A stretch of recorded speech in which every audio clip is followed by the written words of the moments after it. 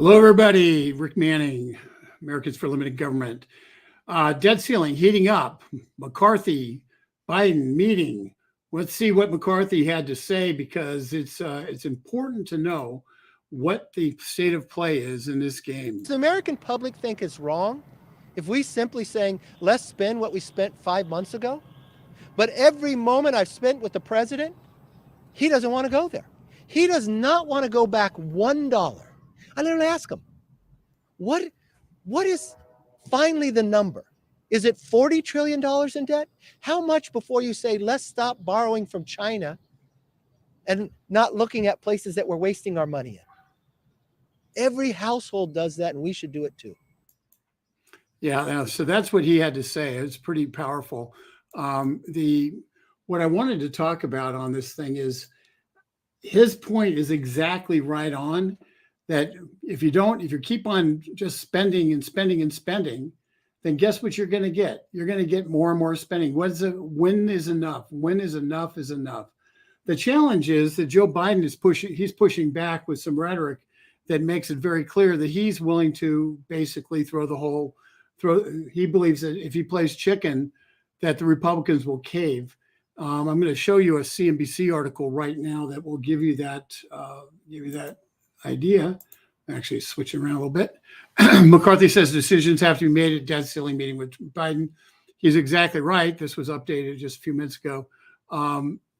And so decisions have to be made. That means compromises have to be made. They're meeting 5:30 this afternoon. One of the things they talk about 10 days left to head off a potential debt default. The key to that is very simple. The rules of the House say that it takes 3 days. They have to give members 3 days to actually read the bill. And McCarthy said that's non-negotiable. He's going to give his members time to read the bill. So the real timeline is really 7 days away unless they extend the debt ceiling for a short while, which McCarthy said he's not willing to do. So the one agreement that appears to be coming out of this is that Biden and McCarthy both believe the main sticking point, the question of mandatory spending caps. The mandatory spending caps are to put into layman's terms, the bill that McCarthy is pushing that has been passed through the House. The debt ceiling was raised by the House. The bill that raised the debt ceiling did two things. It had a lot of other things, but the two spending side things. One was it said, we're going to basically say we're going to spend what we did at 2022 spending levels, not 2023 spending levels. So they moved the spending level back 5 months and said 5 months ago, this is how much money we were spending on a monthly basis. That's how much money we're going to spend moving. That's the baseline that we're going to move from, not the new baseline that was passed with a $1.7 trillion spending increase that the Democrats spent on a straight partisan basis in the House. So that's one. Two, they only allow in the bill that the Republicans passed a 1% increase a year. Now, federal government can grow by 1% a year. Now that's, if inflation's 0%, then it grows by 1%. If inflation's 10%, it shrinks by 9% in real dollars. So this is but it's a hard cap. It's 1% per year. And it's up to the Congress to figure out how to allocate that money. So that's what mandatory spending caps are. And the irony on that is the next Congress can change it to whatever the heck they want to change it to.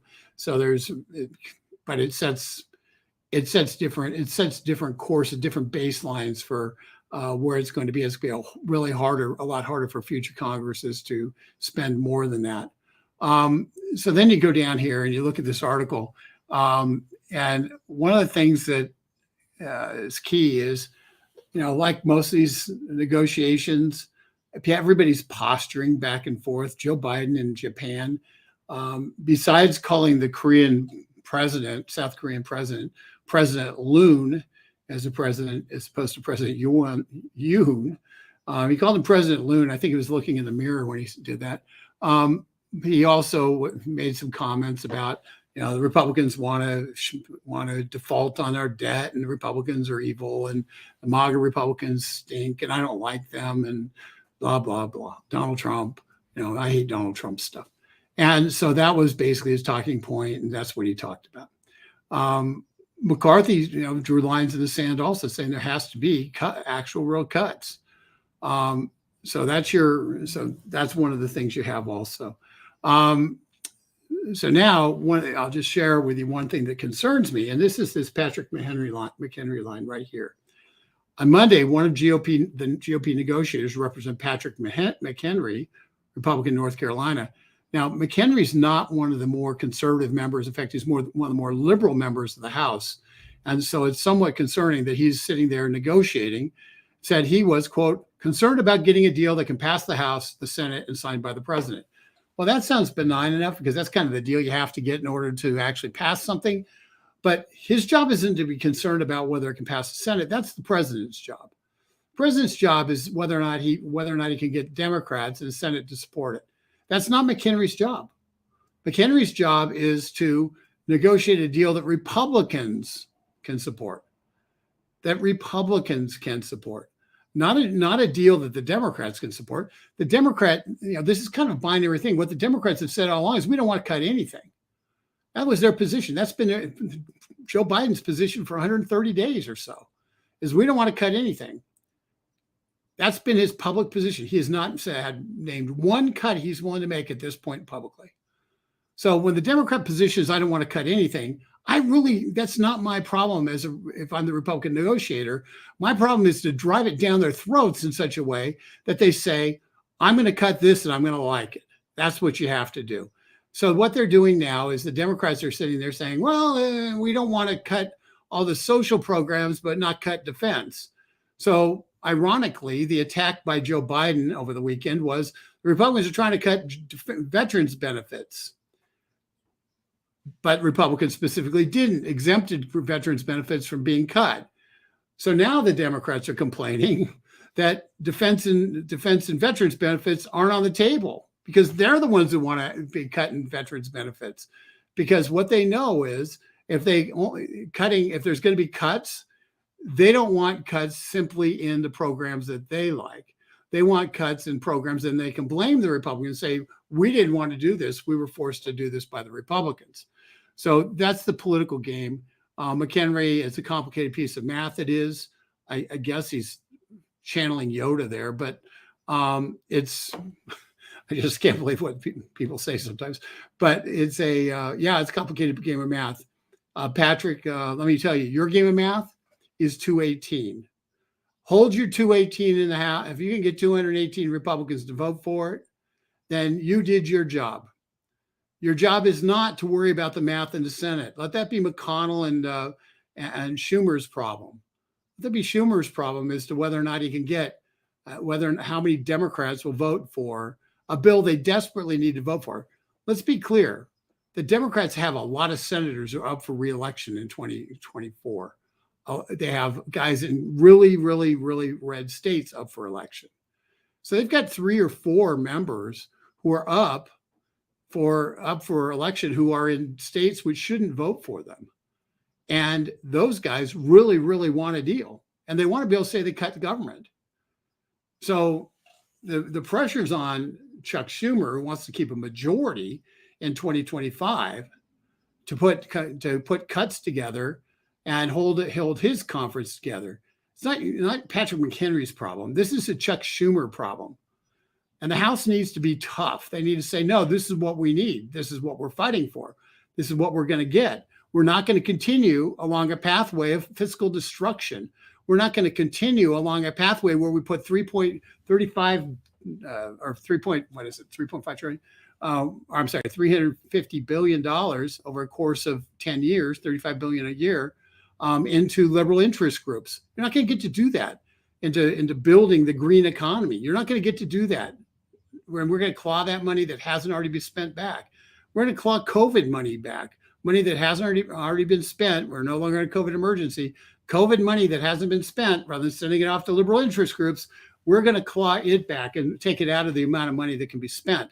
Because that's one of the ways, because the national debt is not just the money they're spending now. It's the money they appropriated in the past, and that still has to be spent. If that money isn't spent, that money doesn't go onto the national debt, because national debt's a real accounting of how much we are in debt right now.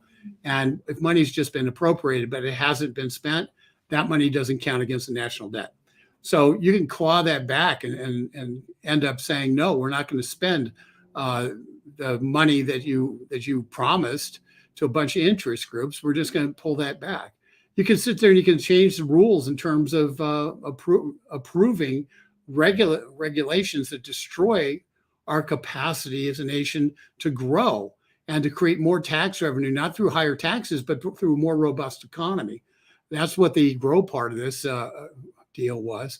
And that's dealing with permitting reform, and it's dealing with things like, and also with the REINS Act, which would put every single Obama-Biden regulation under the gun and force and have Congress have to vote to approve those regulations if they had a big enough economic impact.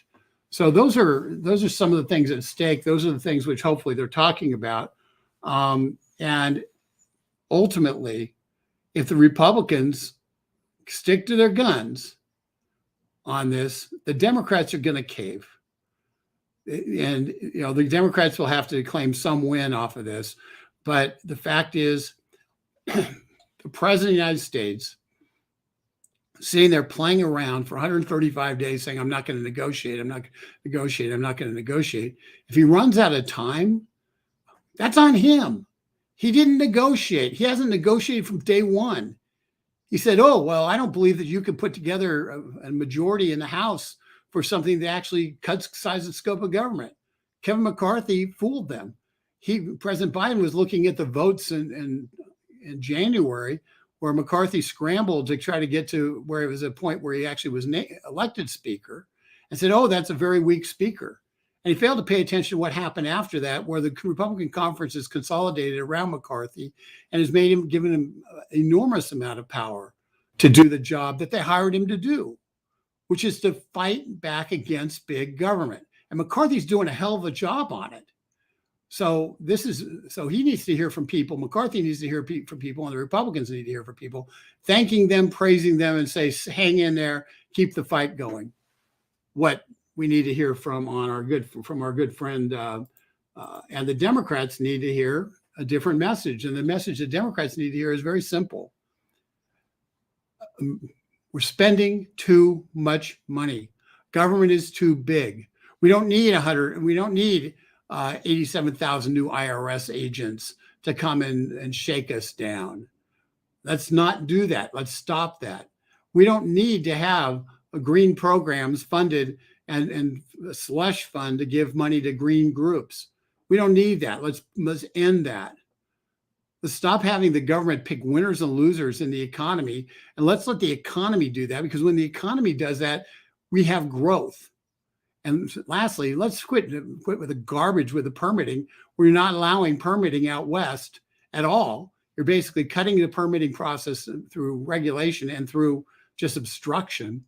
And let's begin actually creating wealth again and allowing wealth to be created, not by government sitting there and investing in stuff, but by private industry investing in things that are going to create wealth based on a profit motive.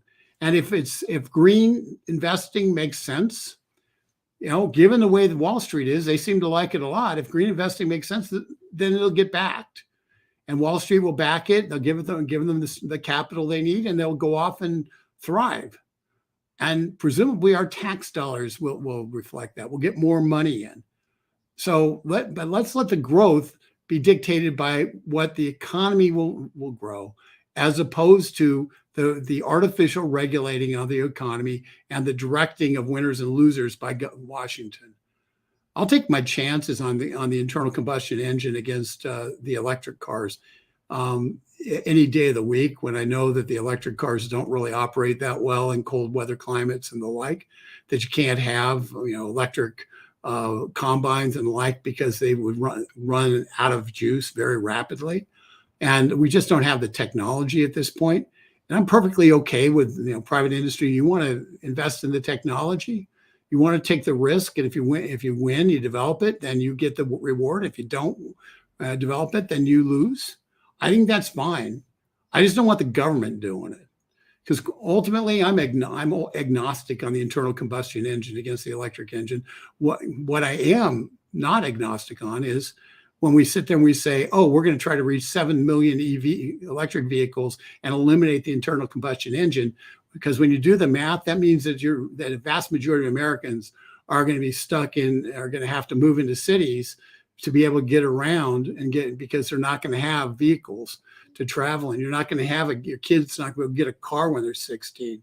The basic elements of freedom in this country, when you get down to it, when you're a kid growing up, there's a couple of elements of freedom. The first element of freedom is when you get your first bicycle and you're able to, your third grade, fourth grade, and you're riding around on your bicycle. It extends your horizons to, you can go down the street further than, 5 houses down and see friends. You can do stuff and you can ride around, and at least in the old days, ride around and get into trouble in a benign sense. Then the next real time of freedom is similar freedom is when you get your car, when you get your driver's license, and you're able to go off and do things absent from having your parents in the car with you. And it's a tremendous growth experience. It's how you become an independent human being. And it's one of those growth experiences that in an all EV world, with the limited utility resources that we're going to have, based on what a Biden wants to do, I mean, we're going to be in that situation. We're going to be in a situation where your kids aren't going to be able to get a car because guess what? The cars are going to be too expensive and too few, and you're not going to have an electricity grid, if Biden has his way, will be significantly smaller. So that's that's what this fight is over. It's not just over the budget. It's over who America is going to be. It's over the soul of America, as Biden would put it. And so a lot of these fights, they may turn out to be draws at the end of this, but this is a precursor to the fight for America, and we have to be engaged in it. Americans for Limited Government has a take action on this, and I would encourage you to go to and take action on this and let your congressmen know, let your senators know that you want them to stand firm for limited government. If you haven't already, please do that. I think it's on I think you can get to it on getliberty.org. And with that, I'm going to take a couple of these people in the chat. And by the way, sorry, I needed to say this up front. For those of you who are still on here, please subscribe. If you haven't subscribed, please subscribe both on YouTube and on Facebook if you haven't liked us on Facebook, or on Rumble if you're seeing this on Rumble. So subscribe to us. One of the things that dictates, and most people, you may not know this, but a lot of these platforms give you a benefit if your site is growing, if you're getting more and more people subscribing to your site. There becomes a kind of a virtuous cycle that develops in terms of they're pushing your various videos out and the like, which then creates ad revenues, which then increase the amount of ad revenues coming in, which then allows us to do a lot more stuff. So all in all, there's a virtuous cycle here if we're growing. So share these videos and subscribe so you don't miss any. And lastly, if you haven't already, go to dailytorch.com, hit the subscribe button there, and just put your email in, and that way you get our email every single morning, talking about the issues of the day. With that, I'm going to read some of these things. Marianne, don't cave to these corrupt thieves. Yeah, exactly right. We've seen a level of corruption that's kind of with Biden on his personal family at a level that I don't think we've seen in quite a while, and so at least not so publicly. But when you look at it, the real corruption here is this kind of almost like, have you ever looked at the back of your shampoo where it says wash, rinse, repeat? The repeat, if you use that, you can use your whole bottle before you get out of the shower because you're just constantly doing that. But that's the kind of the way politics works on the left. You have money that gets put out in grants and the like to organizations and law firms who are hired and the like, and then they go back and they give their tithe back to the politicians and the parties the Democrat Party in particular, in order or to third party dark money groups that then use that money to elect more people who are going to give them more grants, and it just kind of works that way. And so it's almost like Democrats, I pay a tithe to my church. Well, the Democrats pay a tithe to those who are going to grow government. And it's kind of like the complaints by Hunter Biden about the 10% that the big guy took. That was the tithe to the big guy. And here's how you tell people to pass the Limit, Save, Grow Act. It's really important to click on this. And share it. Just share it. We need to flood Congress with just information about this, with people telling them what to do on it. And there's a point in this process where it asks you, once you've already sent your email, if you want to contribute money. That's a choice that you can make. If you do contribute money on it, we're going to put that money into ads to promote the Limit, Save, Grow Act, and to promote videos that support it, but are also just this particular take action, so we can get as many people as we can reach involved in this effort. So we're in the final crunch now. It's time now. It's now or never. So so take action on that, and we appreciate it. And so sharing it to your own lists is great. To your email list, to your friends, on your Facebook accounts, on your Rumble accounts, on your Truth Social accounts, on your, on the Getter accounts, on your YouTube, with your YouTube friends. Sharing it is huge. And if you contribute, we'll take that money and we'll use it to share it beyond that to people who otherwise wouldn't see it. Let's see here. Biden wants to default this country, yet he keeps sending billions.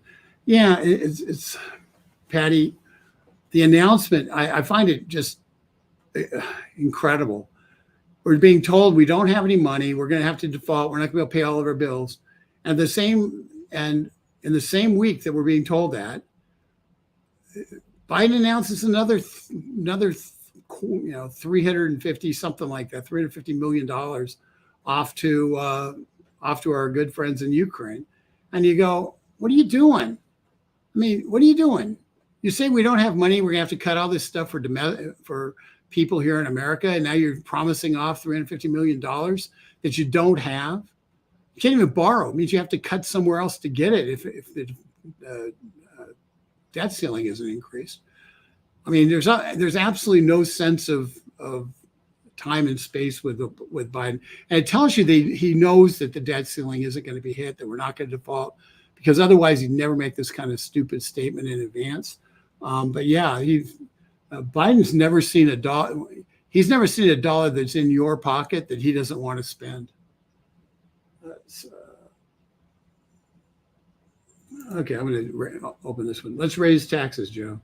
Well, Joe does want to raise taxes. That's true. One thing that I think Robert Romano did a great job on a piece on this. We've been spent in terms of tax revenues. We've brought in more tax revenues this past fiscal year than we had in any fiscal year besides two other ones in 50 years. So we had almost 20% tax revenues of our GDP in tax revenues. That number has only surpassed twice the number this time that we did in 2022. So the problem isn't, when you're when you're bringing in maximum amount of GDP and taxes that you have in 50 years, the problem clearly isn't taxes. It isn't revenues. The problem is we're spending about 24% of GDP right now. That's the problem. If you're spending 24% of GDP, you've got that you're spending almost a quarter of your entire gross domestic product, the entire wealth of the country is being spent by the government. First of all, that spending costs us a lot in terms of government. And it's in terms of the growth, because government spending a lot of money means, who's not spending the money? who's not spending the money is private. It's not being spent in the private sector to create more wealth. It's being allocated by politicians for political purposes rather than being spent where it's going to maximize wealth creation. So, Paul, he's going to want to raise taxes. You're right. The fact is, raising taxes should be a non-starter, because a tax increase will have the opposite effect in terms of minimizing our growth, our economic growth, and that would be a bad thing. Let me see here. Biden thinks he can't be blamed for anything. Yeah, it is all on him. Well, Biden, I don't know how much Biden thinks about anything, truthfully. He does feel, seems to not have a great sense of what the reality is, where people are, what people are thinking about what's going on. But I think the polling in the last couple of weeks has to shock him, has to shock his advisors. And if there's nothing beyond they're putting pressure on them, that they know that if they do default on the debt, if they choose to default on the debt, where the Republicans having passed a bill that raises the debt ceiling, if they choose to default on the debt, then this is on them. It's a choice they make. And once again, if they, like our little meme said, if Biden chooses to default on the debt, he gets the biggest zonk of all, and that he's going to get creamed in the general election. His best play right now is to try to to go back to the uniter kind of thing, and be the guy who brought us together to come to a debt ceiling increase, and that cuts the size and scope of government, so it can sound like he's back to being concerned with what the average person thinks, as opposed to what his big government handlers back in here in DC think. He needs to change his tone. He needs to change what he sounds like for the last year and a half in order for him to be a general election victor.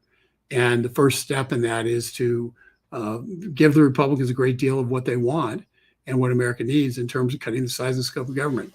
We'll see if he has the guts to do that. We'll see if his advisors have totally thrown in with the Democrat socialist wing of their party, and walked away from the Joe Manchin wing of their party. We'll see what they're doing. We're going to learn a lot about who's in control of the government with this negotiation. And let's hope that Patrick McHenry doesn't screw it up by trading everything away out of a position of fear, and saying, "Oh, well, we got to get 60 votes in the Senate." I'm going to just repeat this: it's Schumer's job to get 60 votes in the Senate. That's his job. It's not Patrick McHenry's job. Right now, they've got 49 votes in the Senate, 49 for this. All Schumer has to do is deliver 11 votes. All Biden has to do is deliver 11 votes. That's what's keeping us from a default. 11 Democrat senators are the ones who are keeping us from raising the debt ceiling this very moment. That's all this is. So if Patrick McHenry is busy worried with complicated math, no, the math isn't complicated, Patrick. Get 218 in the House and hold them, and then let the Democrats deal with the complicated math in the Senate.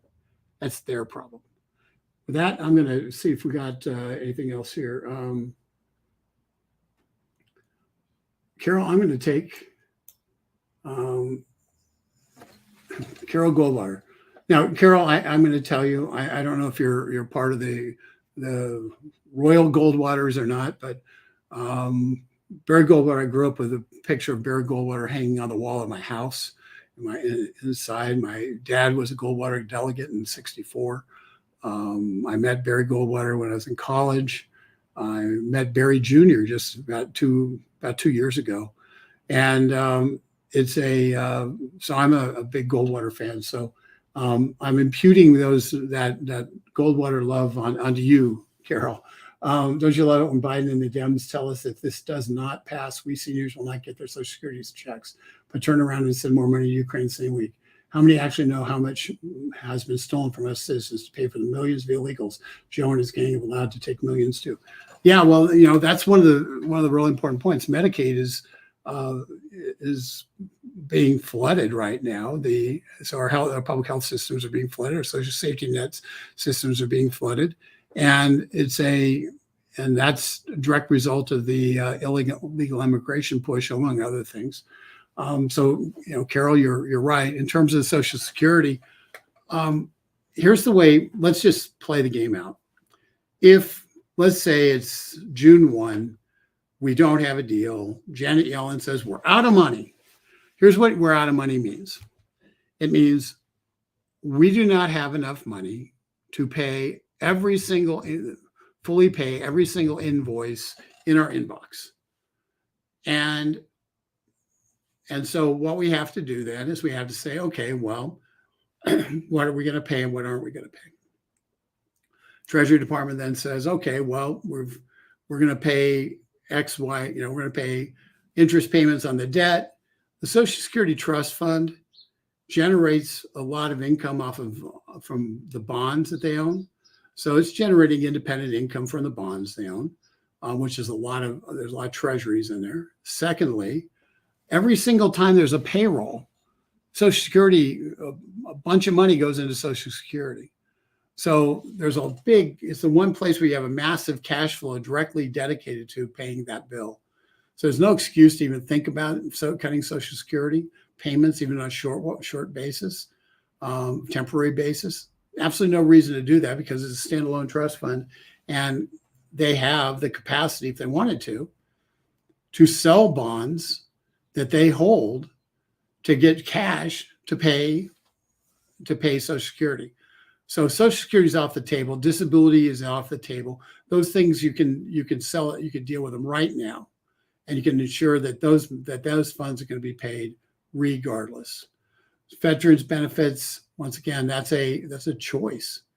Joe Biden can decide, we're not going to pay full par on veterans benefits, or it could say we're going to lay off 100,000 government workers who haven't been showing up to work because they're supposed to be working from home and they're not. So you could do a temporary layoff of government workers and save money that way. Lots of ways you can save money. You can not pay grants that you're supposed to send out to people. You can just delay payment on grants. So lots of things can happen. Bottom line is, it is a choice by the president, by the executive branch, how they want to pay the bills. And we had debates about this internally, but his job is to execute the law. The law is so he's got a certain amount of money to spend. And if he has to sit there and make temporary changes to be able to only spend the money that they have coming in, well, you know what? Let them do that. They won't be able to do that forever, but they certainly can. They still can't mistake the fact that they have lots of money still coming in. And that is an irrefutable fact.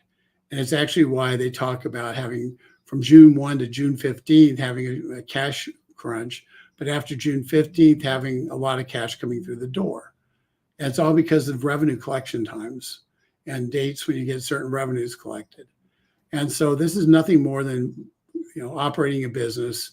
And let's hope that they're smart enough. But the fact is, Joe Biden might be dumb enough to say, oh, well, we have to cut Social Security payments. Well, if he does that, that's completely on him. And I'm going to leave it at that because this is a choice. This default thing has been a choice. This president has failed to negotiate. He's failed to deal with it. There's a cliff coming.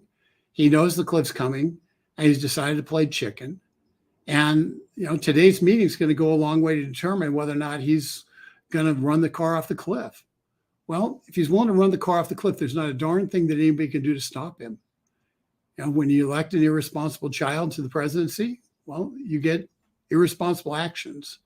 You get people pledging money to foreign countries while at the same time saying, well, we're going to have to take it out of Social Security. That's, if you elect a fool, you get foolish things.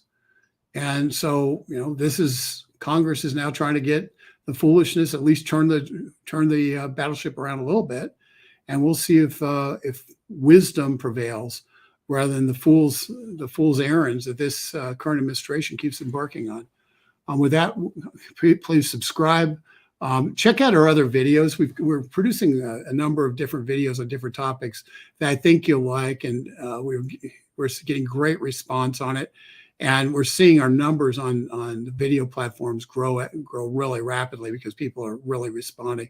So check out our videos, and and once again, subscribe on whatever channel you're looking at this on. Please subscribe there, and go and intentionally look at a couple of other Americans for Limited Government videos. I think you'll like them.